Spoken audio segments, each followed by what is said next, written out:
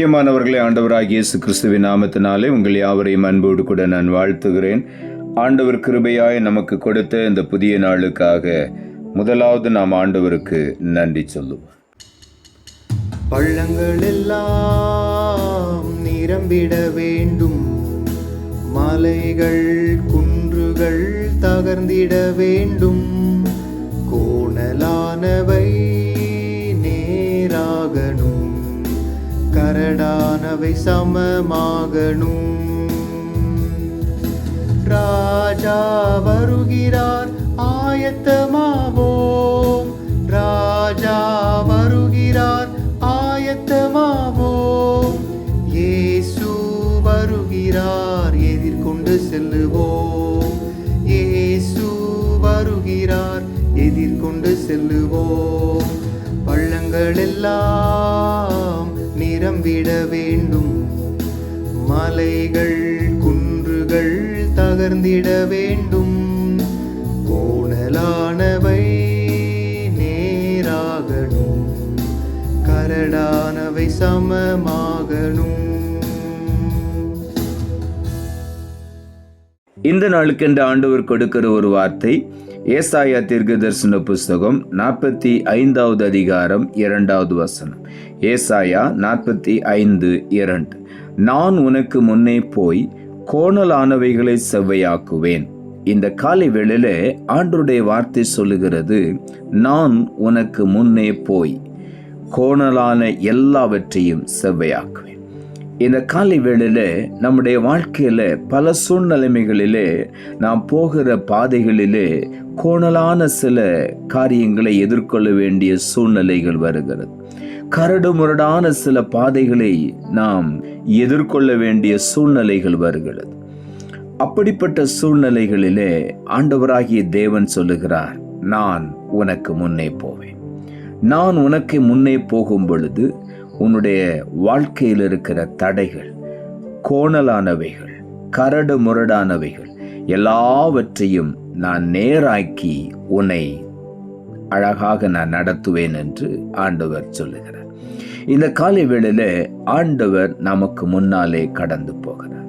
யாத்திராகம புஸ்தகம் 23ஆம் அதிகாரம் 20ஆம் வசனம் இப்படியாய் சொல்லுகிறது, வழியில் உன்னை காக்கிறதற்கும் நான் ஆயத்தம் பண்ணின ஸ்தானத்துக்கு உன்னை கொண்டு போய் சேர்க்கிறதற்கும் இதோ நான் ஒரு தூதனை உனக்கு முன்பாக அனுப்புகிறேன். இந்த காலை வேளையில அநேக சூழ்நிலைகளிலே நாம் வழிகளை பார்த்து பயந்து விடுகிறோம். இந்த பாதையில் எப்படி நான் கடந்து போவது என்று சொல்லி. ஆனால் ஆண்டவர் சொல்லுகிறார், உன்னை காக்கிறதற்கு நான் உன்னோடு கூட வருவேன். நான் உனக்காக ஆயத்தம் பண்ணின ஸ்தானத்துக்கு உன்னை நிச்சயமாக கொண்டு போய் சேர்ப்பேன். அதற்கு நான் ஒரு தூதனை உனக்கு முன்பாக அனுப்புகிறேன். இந்த காலை வேளையில ஆண்டவர் நமக்கு முன்னாக தம்முடைய தூதனை அனுப்புகிறார்.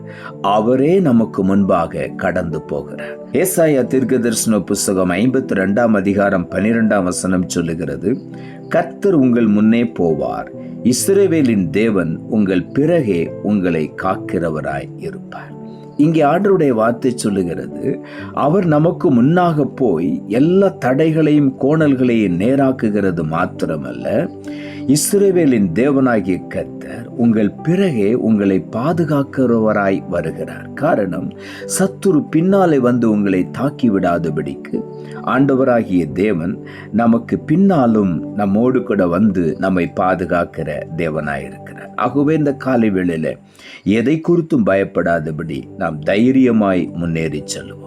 பின்னாலே சத்துரு வந்து தாக்கி விடுவான் என்று நாம் ஒருபோதும் பயப்பட வேண்டாம். கர்த்தர் நமக்கு பின்னால வந்து நம்மை காக்கிறவராயிருக்கிறார். லூக்கா எழுதின சுவிசேஷம் 3ஆம் அதிகாரம் 4ஆம் வசனம் சொல்லுகிறது, பள்ளங்களெல்லாம் நிரப்பப்படும், சகல மலைகளும் குன்றுகளும் தாழ்த்தப்படும், கோணலானவைகள் சமமாகும். இந்த காலை வேளையிலே கர்த்தர் நமக்கு முன்னாலே போகும் பொழுது நமக்கு முன்னாலே சத்துரு வைத்திருக்கிற பள்ளங்கள் எல்லாவற்றையும் ஆண்டவர் நிரப்பி விடுவார். சகல மலைகளும் குன்றுகளும் நமக்கு முன்னாலே தடையாய் நிற்குமானால் அதெல்லாம் தாழ்த்தப்படும், அதெல்லாம் சமமாகிவிடும். ஆண்டவர் எல்லா கோணல்களையும் சமமாக்கி நமக்கு முன்னால சென்று நம்மை வழி நடத்துவார்.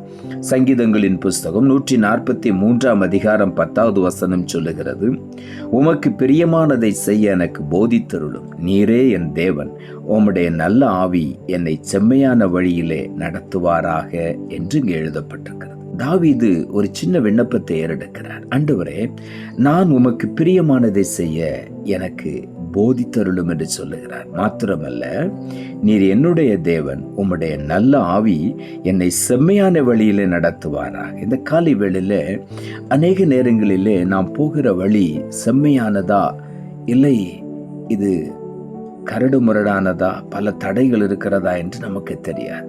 ஆகவே தான் தாவீது இப்படி ஜெபிக்கிறார், உம்முடைய நல்ல ஆவியானவர் என்னை செம்மையான வழியிலே நடத்துவாராக.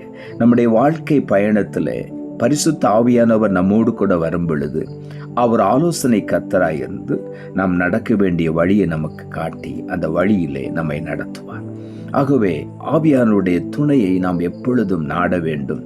ஆவியானவர் நம்மோடு கூட இருக்கும்படி நாம் வாஞ்சிக்க வேண்டும். என்றென்றைக்கு உங்களோடு இருக்கும்படி சத்திய ஆவியாகிய தேற்றவாளனை உங்களுக்கு நான் அனுப்பி தருகிறேன் என்று சொன்ன ஆண்டவர் அந்த ஆவியானவரை நமக்காக தந்திருக்கிறார்.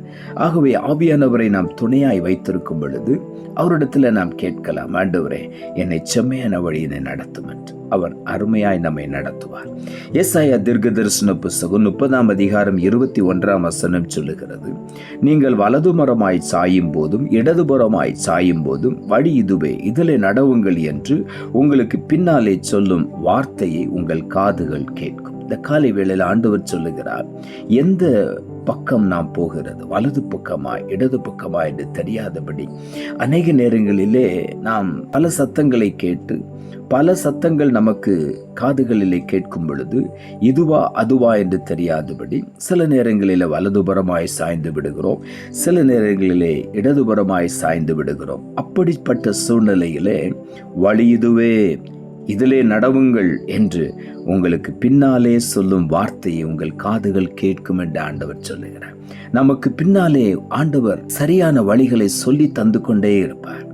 இப்படி போ, இப்படி போ, இதிலே நடவுங்கள் என்று உங்களுக்கு பின்னாலே சொல்லும் வார்த்தையை உங்கள் காதுகள் கேட்கும். ஆகவே இந்த காலை வேளையில எதை குறித்தும் பயப்பட வேண்டாம். கர்த்தர் நம்மை போதித்து வழி நடத்துவார்.